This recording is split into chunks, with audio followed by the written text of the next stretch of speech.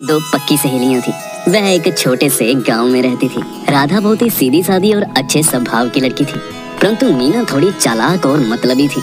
दोनों के स्वभाव में काफी अंतर था, परंतु बचपन से ही एक साथ स्कूल में होने के कारण दोनों की दोस्ती बहुत गहरी थी। वे दोनों एक साथ ही स्कूल आती जाती और खेलती भी एक साथ ही थी।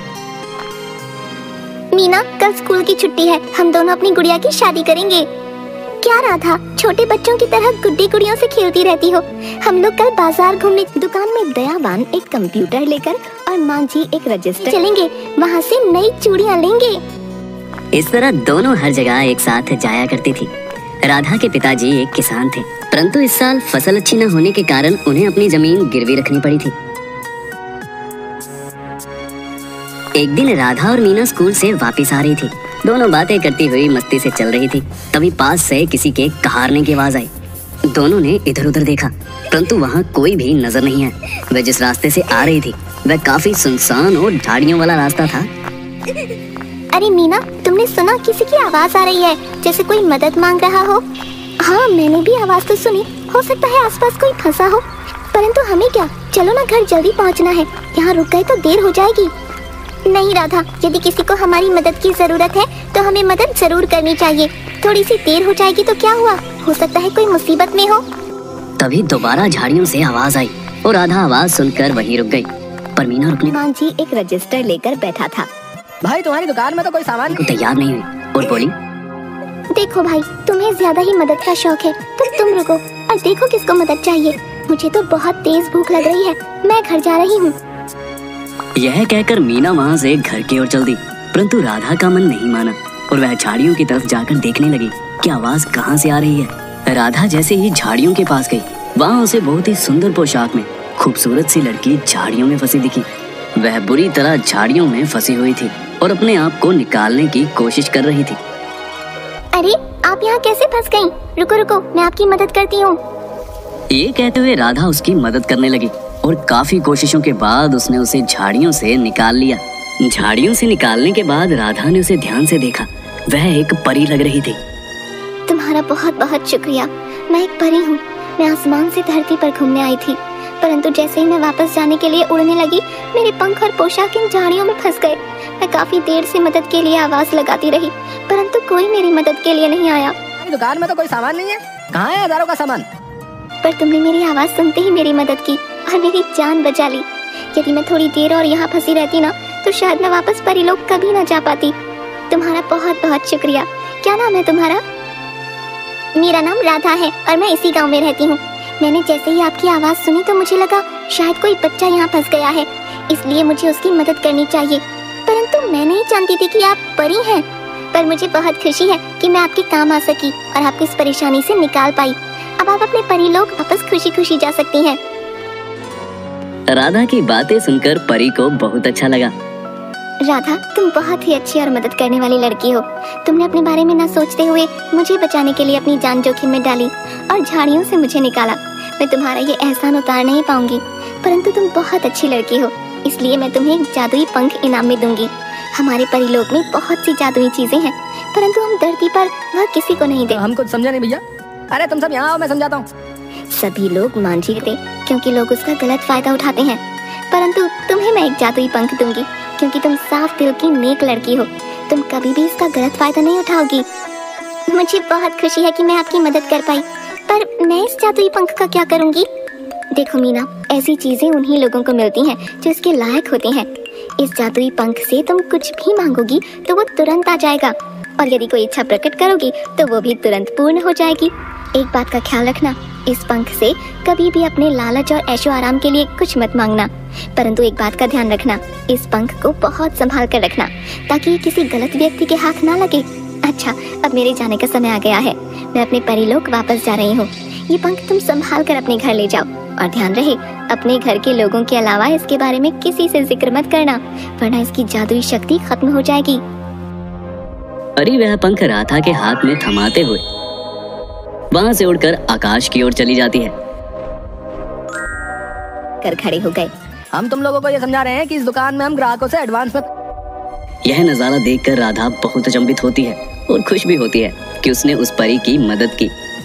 अब राधा वह पंख अपने घर में एक बक्से में संभाल के रख देती है। राधा के पिताजी ने अपनी जमीन जिसके पास गिरवी रखी थी, वह व्यक्ति अपने पैसे मांगने के लिए राधा के घर पर आता है और उसके पिताजी से पैसे मांगता है। अरे भाई, पैसे वापस करके अपनी जमीन छुड़वा लो। यदि तुमने 1 महीने में मेरे सारे पैसे वापस नहीं किए तो फिर यह जमीन मेरे नाम हो जाएगी। उसकी ऐसी बातें सुनकर राधा के माता पिता बहुत परेशान हो जाते हैं कि अब वह पैसा कहां से लाएंगे। राधा अपने माता पिता की परेशानी को देखती है तो अचानक उसे परी के जादुई पंख की याद आती है। वह मन ही मन में सोचती है कि क्यों ना मैं उस पंख की मदद लूं। राधा उस पंख को अपने हाथ में लेकर कहती है कि उसे जमीन छुड़वाने के लिए 50,000 रुपए चाहिए। तभी राधा के हाथ में 50,000 रुपए आ जाते हैं। ये देखकर राधा की खुशी का ठिकाना नहीं रहता। वह भागी भागी अपने वो लेकर सामान का ऑर्डर लेते हैं, फिर उसे गोदाम से मंगवा कर दे देते हैं। माँ और पिताजी के पास जाती है और उन्हें पंख की सारी कहानी बताती है। मैं तो ये पंख डिब्बे में रखकर ही भूल गई थी, परंतु आज आपको इतना परेशान देखकर इसकी याद आई तो मैंने इससे मदद मांगी और देखिए ये पैसे मेरे पास आ गए। अब आप ये पैसे देकर अपनी जमीन छुड़वा लें। जब भी राधा के सामने कोई मुसीबत आती, इस पंख से वह मदद ले लेती, परंतु उसने लालच में आकर कभी भी इस पंख का इस्तेमाल नहीं किया और ना ही इससे कोई नाजायज मांग की। राधा उस डिब्बे में संभाल कर अपने साथ स्कूल भी लेकर जाती थी। एक दिन मीना को राधा के बैग में वह डिब्बा दिख गया। उस डिब्बे को देखकर मीना सोचने लगी कि इसमें ऐसा क्या है। मीना ने भी डिब्बा निकाल कर खोल दिया और उसमें उसे वह पंख दिखा। मीना मन ही मन में सोचने लगती है और मीना के मन में पंख को लेकर लालच आ जाता है और उसने वह पंख चुरा लिया। खाली डिब्बा उसने वापस राधा के बैग में रख दिया ताकि उसे कोई शक ना हो। मीना उस पंख को अपने बैग में छुपाकर अपने घर ले आई। उसे गोदाम से मंगवा कर दे देते हैं। बात तो सही है। और आते ही उसने उस पंख को गौर से देखा और सोचने लगी कि आखिर इस पंख में ऐसी क्या बात है जो राधा ने उसे अपनी सहेली से छुपा कर रखा।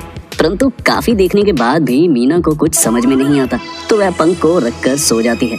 शाम को मीना की आंख खुलती है तो वह अपने स्कूल का काम करने बैठ जाती है। आज उसे बहुत सा काम मिला था। जैसे ही काम करते करते वह थक जाती है और जोर से कहती है, हे भगवान, स्कूल वाले कितना काम देते हैं, काश कोई मेरा होमवर्क कर देता। बस मीना का इतना ही कहना था कि अचानक उसका सारा होमवर्क अपने आप ही हो जाता है।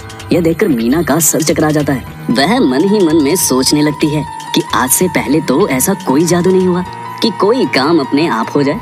जरूर यह उस पंख का ही कमाल है।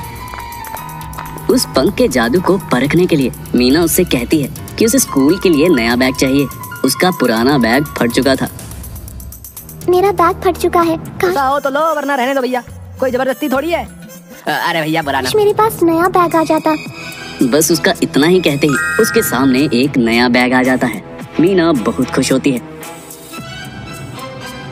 वह उस पंख को संभाल कर रख देती है। अगले दिन मीना को कुछ अच्छा खाने का मन करता है तो वह उस पंख से मांगती है तो उसके सामने तुरंत खाना आ जाता है। मीना की ऐसी छोटी छोटी 2-4 ख्वाहिशें पूरी होती है तो उसके मन में लालच जाग जाता है कि यदि उसके पास जादुई पंख है तो क्यों ना वह उसका फायदा उठाए।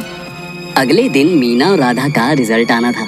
राधा पूरे स्कूल में प्रथम आती है, जिससे खुश होकर स्कूल की प्रिंसिपल उसे एक खूबसूरत घड़ी इनाम में देती है, जिसे देखकर मीना जल जाती है और मन ही मन में सोचने लगती है कि घड़ी तो उसे मिलनी चाहिए थी। बस फिर क्या था, वह घर जाते ही पंख को सामने रखकर कहती है, आज राधा को प्रथम आने पर जो घड़ी इनाम में मिली है वो मुझे चाहिए। पूरी तरह लालच में अंधे होकर मीना पंख से यह मांग करती है, जिससे कि पंख की शक्ति खो जाती। कोई जबरदस्ती थोड़ी है। अरे भैया बुरा ना मानो, हमको पूरा भरोसा है भैया, पूरा। और वह इच्छा पूरी नहीं हो पाती।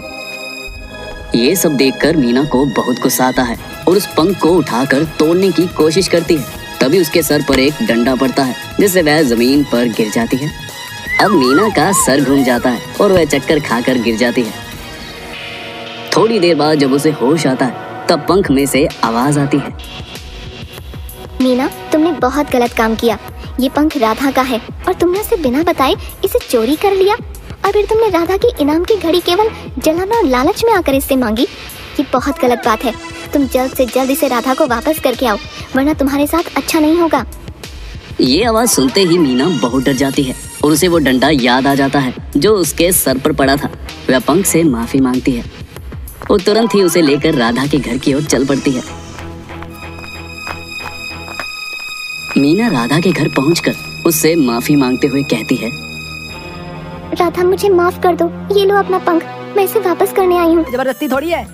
अरे भैया बुरा ना मानो, हमको पूरा भरोसा। मैंने लालच में आकर इसे चोरी कर लिया था और इससे अपनी फरमाइशें पूरी करने लगी, परंतु मुझको सबक मिल गया है। गलत काम करने का फल मुझे भुगतना पड़ा है। अब मैं इसे कभी भी हाथ नहीं लगाऊंगी। ये पंख तुम्हारा है, तुम ही इसे अपने पास रखो। कोई बात नहीं मीना, तुमने अपनी गलती मान ली और इसे वापस करने आ गई। मैंने तुम्हें माफ कर दिया, परंतु तुम मुझसे वादा करो, जीवन में कभी भी किसी दूसरे की चीज नहीं चोरी करोगी। मैं वादा करती हूँ राधा कि मैं कभी भी किसी दूसरे की चीज को हाथ भी नहीं लगाऊंगी। इसके बाद से वह पंख राधा के पास सुरक्षित रहता है और राधा और मीना पहले की तरह अच्छे दोस्तों की तरह रहने लगती है।